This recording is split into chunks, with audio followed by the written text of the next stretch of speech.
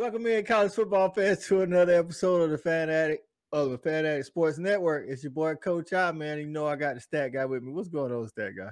Hey, what's going on tonight, Coach? You ready to talk some football?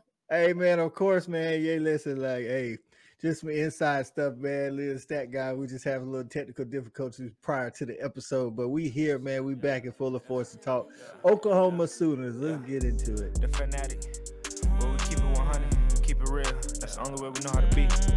Talking that sports talk, you know what I'm saying? Straight out of South Carolina, upstate, A64. Yeah, the FANATTIC, the Fanatic, where we keep it OG.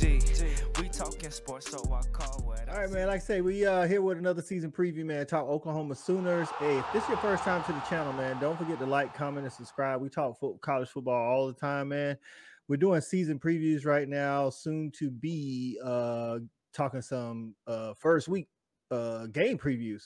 But here on the Fanatic, man, if you have been following along for the past couple of seasons, anytime we talk Oklahoma Sooners, man, we always talk with my guy, man, Mike from Air Raid Attack Podcast, man. What's going on, Mike? What's up, Coach I? What's up, Scat Guy? How you guys doing this evening? Good, man. How's it going? Hey, I'm ready for some football. It's go time now. Let's go. That's right, man. Hey, OU, man, listen, not a great season last year, but first year coach, you know, you gotta deal with the first year growing pains, man. I think some Oklahoma Sooner fans coming out of our last preview this time last year, you probably wasn't their favorite person, but I think they came to realize that you pretty much knew what you was talking about on how this wasn't going to be a stellar season that first year. So let's go ahead and just talk about it for a little while, man. 2022 season, you guys are 6-7. You made a bowl game. But that's definitely not where OU is.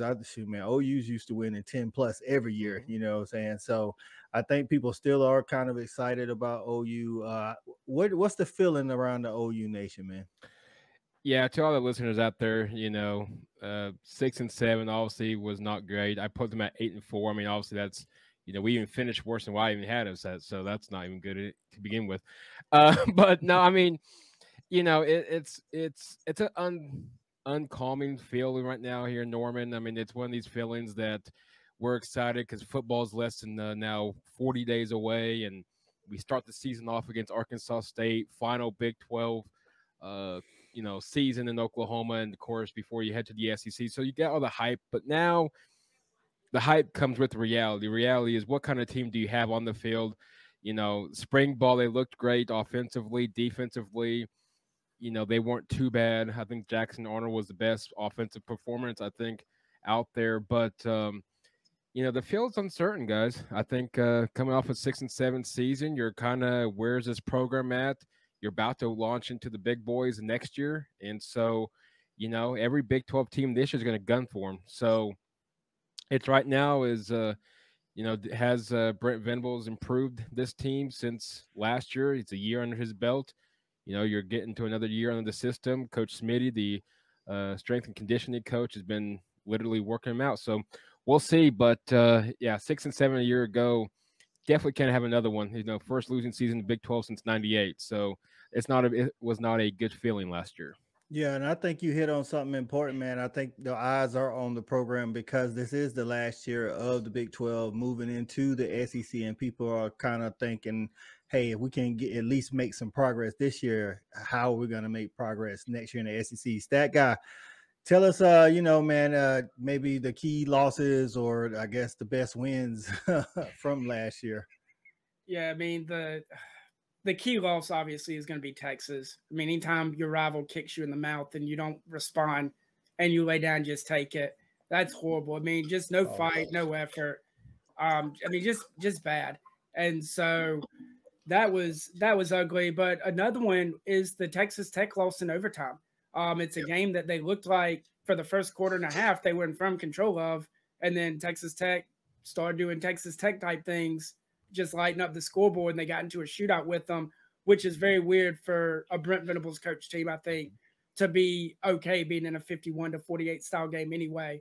That's not what they want to play. So those two to me were the most that stood out. As far as victories, to me, they beat the teams they were supposed to beat. You would have liked to see them knock off Kansas State, or you would have liked to see them maybe be a little bit more competitive against TCU. But other than that, they did what they were supposed to against the rest of the Big 12. Yeah, man. And you know, we're talking off camera, Mike, and you was telling us about, you know, hey man, it's a lot of like single score game losses there. So it's not like you guys were getting blown outside of Texas, of course. You weren't getting like, you know, walked off the field. So there's room for, you know, some you know, positive thinking there. Like, look, first year coach, he was in the game, he didn't get blowed out. So maybe next year with some roster management and things of that nature, second year in the system, we can improve. And then, you know, so speaking of roster management, let's talk about the transfer portal and recruiting. So the transfer portal has been a hot topic, of course, with OU. You know, listen, some people handle things one way and some people handle things differently, you know, and coaches definitely have feelings about this. There's still people too. So Brent Venables handles the portal the way he wants to, and he had some thoughts on how Prime handled the portal, man. But you guys lost 25 to the portal and took 17 out of the portal. Between the portal and recruiting, what you looking at there, Mike, for some guys that you're excited about? You know, I think it's funny that you know, I don't know if you guys caught the supposedly fake conversation with Prime and Brent, but I thought that was funny, regardless if that was false or not. But you know, it's funny. It's two different scenarios. 1-11 Buffaloes, you know, 6-7 Oklahoma, but Oklahoma trying to rebuild really a program, trying to get the right guys in. But to answer your question, transfer portal wise, Deshaun McGoughlin, I think is going to be a biggest one. Linebacker, the transfer out of Indiana. I think defensively is going to be a big time player for him. Hard hitter, goes after the ball, and then offensively, William Thompson, the wide receiver out of Texas, and also you don't want to forget either the fact that they also get Andrel Anthony, the wide receiver out of Michigan. I think those two playmakers and has capability to be playmakers. I think would be biggest. What I also like about Oklahoma is the fact that they built that offensive line and defensive line, especially on the defensive side of the ball. Tracy Ford out of Oklahoma State, and of course Devon Sears, the defensive lineman out of Texas State. They also have a I can't think of his name off the top of my head, and stat guy, feel free here in a second to fill me in on that one. From Tennessee, I think he can be a big time player. But Walter Roos, Stanford offensive tackle, I think is going to help out Dylan or whoever the quarterback is in the fall. So Deshaun McGoughlin, Brandon Thompson, and your receiving corps, you know, some guys can be mentioned. But I think Oklahoma did well filling some spots that was weakness, and hopefully that will get them to some rotation on the defensive side when it comes in the fourth quarter. Yeah, man. And you said Andrew Anthony from Michigan. If I'm remembering correctly, you know, everybody knows I'm a dog fan, man. In 2021, when we played him in the playoffs, he actually scored a touchdown. I mean, they didn't have many bright spots, but at least he got in the end zone. You know what I'm saying? Stat guy, what you seeing in the transfer portal or recruiting, man, from this Oklahoma team that might give some of these Sooners, you know, a positive outlook on this season? Yeah, I mean, I'll start with recruiting. You turn the clock back to 22. And Brent, with very limited time, still signed the number 8 class overall in the country. And now you fast forward a year later, they signed a top 4 class. Obviously, Texas finishing ahead of them, probably just another sting that they don't like, but they're bringing the kids in that they need. As far as that recruiting class, you have your quarterback of the future in Jackson Arnold, and then you have a defensive back in Peyton Bowen, who I'm expecting to get some serious burn from them this year and really contribute, even if he's not starting day one, which he very well may be.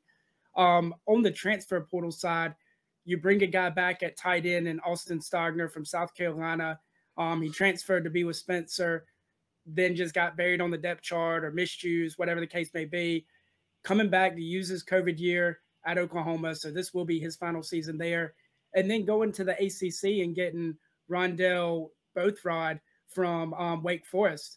Defensive end, had 6.5 sacks last year, 2 forced fumbles, fumble recovery. I mean, very nice season for him over there in the ACC. So I'm expecting him to add to the depth and be a rotational piece for him. There you go, man. And that Jackson Arnold, definitely, he was a 5-star player, man. Everybody was hyped about him. And we'll get more into that here in a minute when we talk about that offense, man. The offense, just to speak to how the offense and the transfer portal ideologies mix. Brent Venables is a defensive guy. Lincoln Riley was an offensive guy. So that's why there's been major turnover.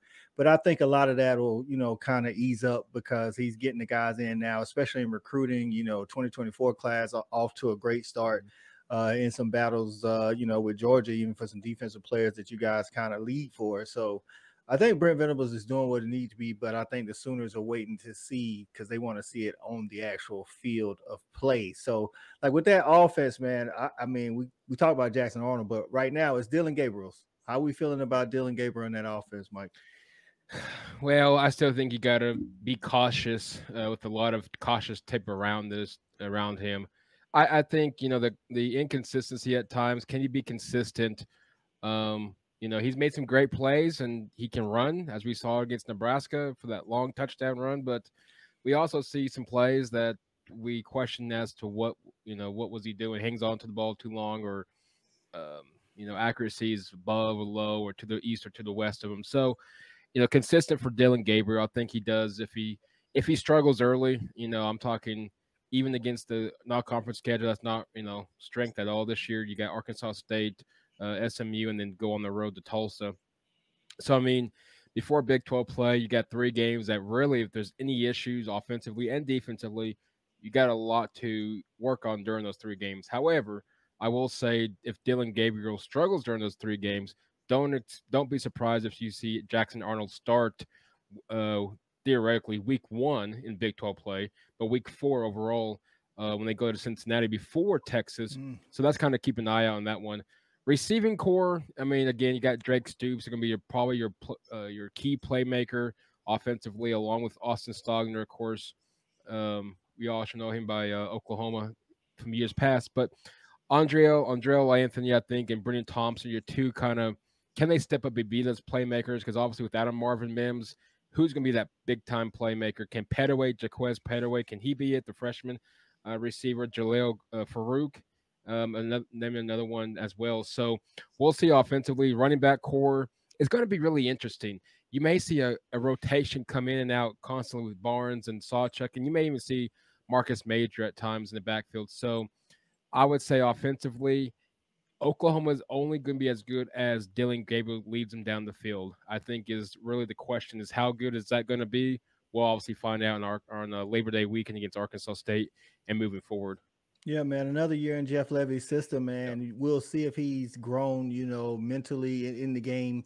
And like you said, learn to throw some of those balls away, take a sack, things of that nature. Make the right play and not always feel like you have to make the play. Stat guy, what you got on that offense, man, and what it might look like this year? Yeah, no, I definitely am interested to see if maybe Barnes can take a step forward at the lead running back spot. He averaged 4.5 yards a carry last year. Can he maybe get that up over 5? He did have the 5 touchdowns. But other than that, it's going to be all about what weapon can step up and be the guy. With Mims off to the NFL, is it Stogner coming back? Is it Andrell from Michigan? Who are 2 guys that in limited playing time, I mean, they were productive to an extent, but not like guys that you're thinking about, you're plugging in a 1,000-yard receiver from somewhere else. So can they take that step forward? But I mean, end of the day, you have a 5th-year senior in Dillon Gabriel.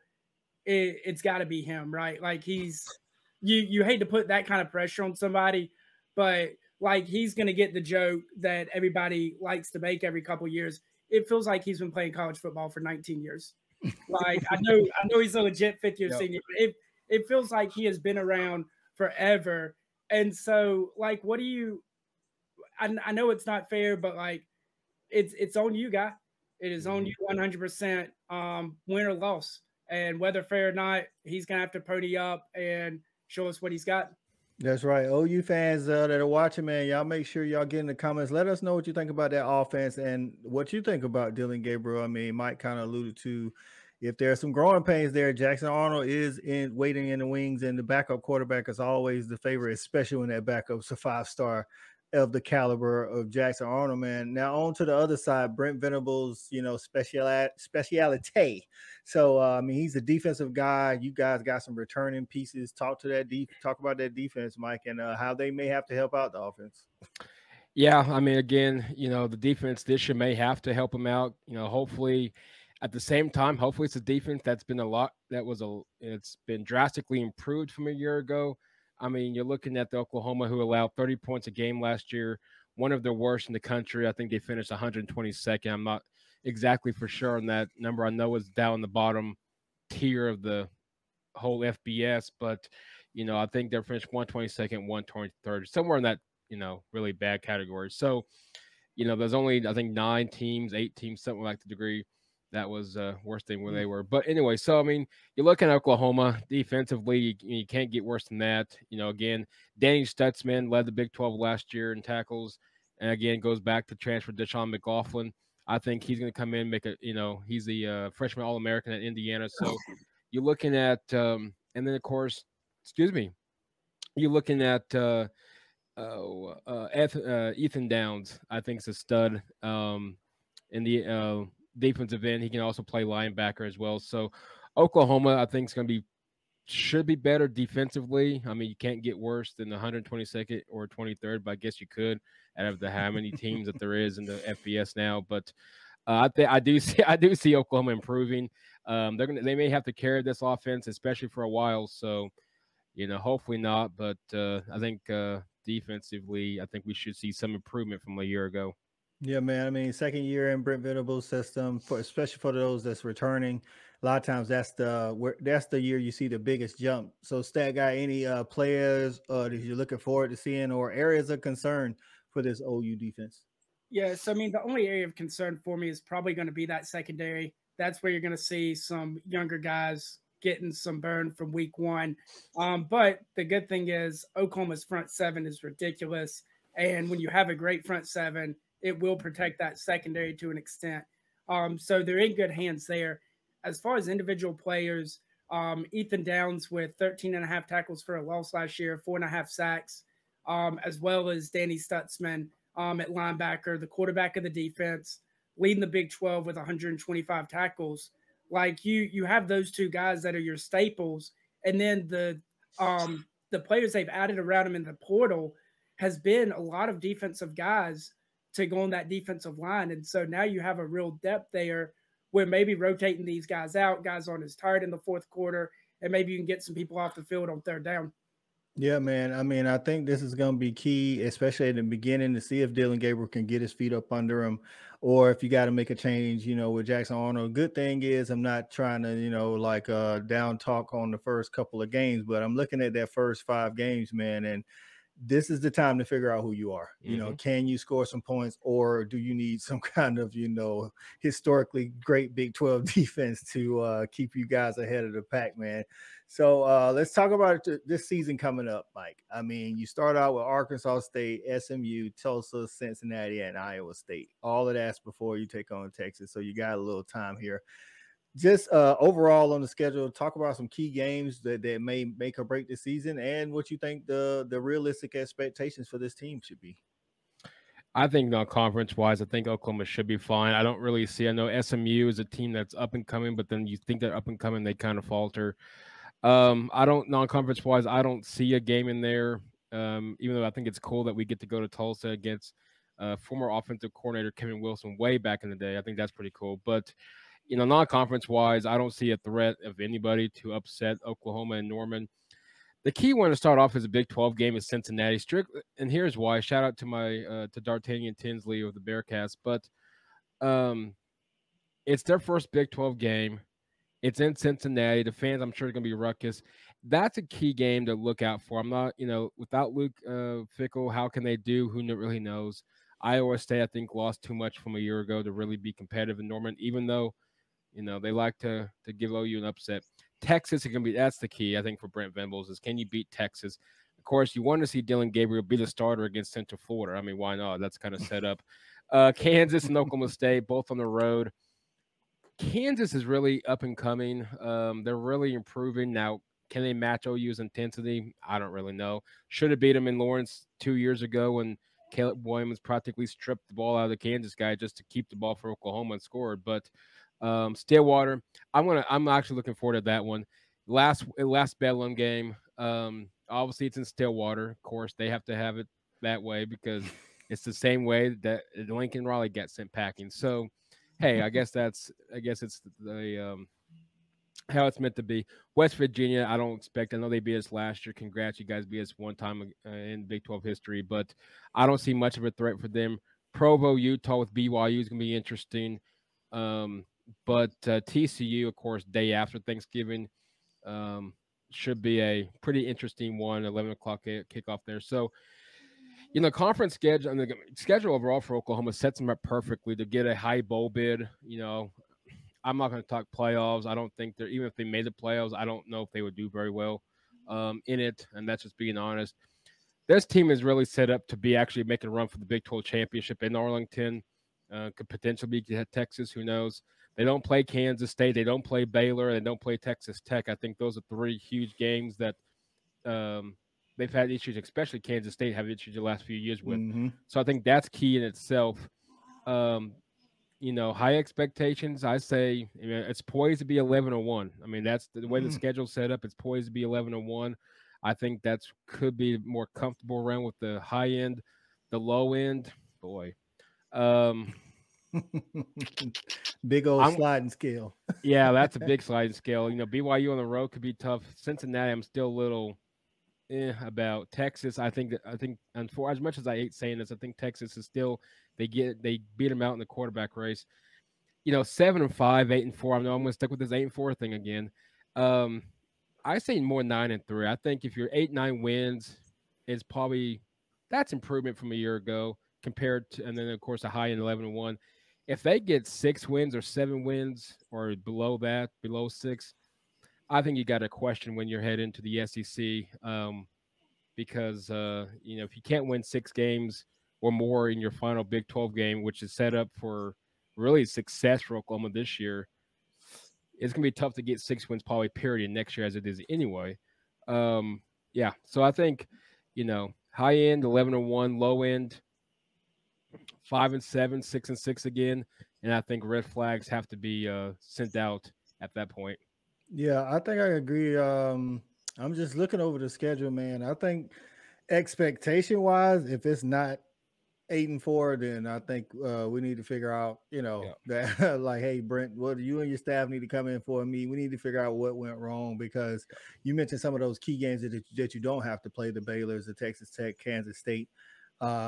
Honestly, you guys should be 5-0 going into the Red River. Oh, absolutely. And even if Texas is a little bit ahead of you, then I don't know, let's say you falter at playing UCF. After that, I mean, listen, Cincinnati is lost Luke Fickell. Their quarterback is going to be Emory Jones. That used to be at Florida. He's an athlete, but that's about it. That's where it stops. I don't know if he's a great at one particular position and he's the quarterback. So definitely not a great quarterback in my eyes. And then you're looking at Oklahoma State. Spencer Sanders is gone. So they're breaking in a new quarterback. I mean, I know that's deep down hatred between the two teams. So that may fuel it. And then TCU, I expect TCU to be pretty decent because, they got some pieces coming back. But that's also a game that's definitely winnable. I don't see, outside of Texas, I really don't see a team on the schedule that I'm thinking like, I don't see a way to beat them. You know what I mean? So I think, 11-1 or 10-2 to get to the Big 12 championship would be a great year. And then also, like I say, if you're not 8-4, I think you need to answer some questions. What about you, Stat Guy? Yeah, so man, I'm gonna get crucified then for what I was thinking. Because for their floor, I had them at 5-7. Whoa! Explain the 5-7. Then. Yeah, I like to hear this one. Don't shoot the messenger. I don't know if Brent Venables is a head coach until he proves to me otherwise. I can't buy into it. There's a lot of coin flips on that schedule. While you say there's nobody that there's an absolute guaranteed loss, there's a lot of people on that schedule that I'm not just going to chalk up as a guaranteed win either. I'll be honest. I think the Tulsa game, September 16th on the road, is a major issue. They're going to score, and that could put pressure on Dylan Gabriel to have to put up points. That could be where it all starts to fall apart. And then for the second big game, man, look, November the 4th, you got to go to Oklahoma State, last ever Bedlam. Gundy's an Oklahoma State guy through and through. he hates Oklahoma, and to add fuel to the fire, y'all leaving to go to the big bad SEC and left them hanging in the Big 12. Nah, they could be 1-11 this year, and if that one wins against you, Oklahoma State fans will have a parade. So I don't know what they're going to look like this year, but I promise you they will be up for that game. And it does mean you mentioned TCU right after Thanksgiving. I mean, there's some games. The Cincy game, I'm not high on Emory Jones, but it's still kind of a catchy game because Cincinnati's finally in the Big 12. So maybe they get up for it. I just could really see y'all faltering. Only plus side, as far as the ceiling, I think y'all ceiling is 8-4. I think that's if y'all go 8-4 this year, kudos, y'all are on the right track. You've had back-to-back really good recruiting classes. You took a step forward. Your 24 class is probably going to be top 5 again, definitely top 10. And so now you're looking at 3 straight top 10 recruiting classes. I really think you almost have to hit the ceiling heading into the SEC. I think if I'm right with the floor and y'all go 5-7 or 6-6, I think that if he's not already, the seat will be red hot come SEC Media Days next year. I will say this, and I mentioned this on the podcast with Lacey, is so definitely check it out.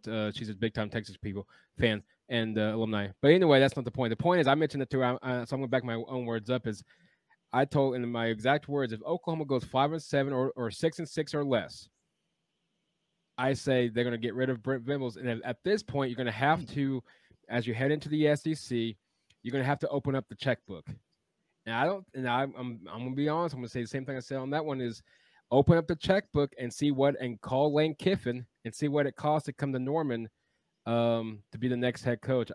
I will say this, and I do agree on that one, stat guy, is if they go 6 and even 7-5, but if they go 6-6 or less, as much as I like Brent as a person, I know he means well, I think he's out in Norman. I don't see going to the SEC. I don't see him being the head coach, but we'll see, obviously. But I like the guy, but I will say that. Like you said, y'all say, man, everybody's not a head coach. We've seen Exactly. that time and time again across the college landscape.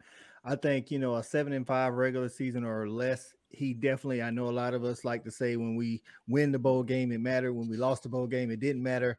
But if you're 7-5 or less at Oklahoma, if you're Brent Venables, you need that bowl game because that's the momentum carrying you into the SEC. And then you can't have some kind of mass exodus again. Like, like I said, first year season, 25 in the portal, changing philosophies, that's not a big deal. But like if you see another 25 in the portal this time, it's like, and you're 7-5, and maybe a win or loss in the bowl game, you're like, hey man, what's going on? This ain't getting no better. That's the thought process. It's like, okay, we're going from, Cincinnati, Iowa State, Kansas is better now, but not on a regular basis. And then you're going to take on, you play Georgia and, you play all the SEC West schools and in Tennessee and South Carolina, year in, year out basis. And people are starting to like, hey man, I don't know.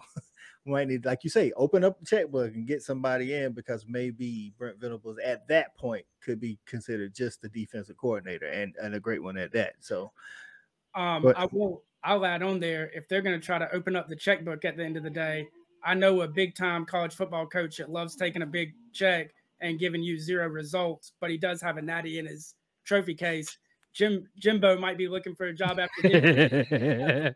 Well, I definitely do think he's out, especially if he don't win. And going to 24, real quick is, I know that's a year away, but you got Alabama at home, Auburn on the road, LSU on the road, Missouri on the road, Ole Miss on the road, South Carolina at home, Tennessee at home. Of course, you get stuck with you get stuck with Texas and Dallas.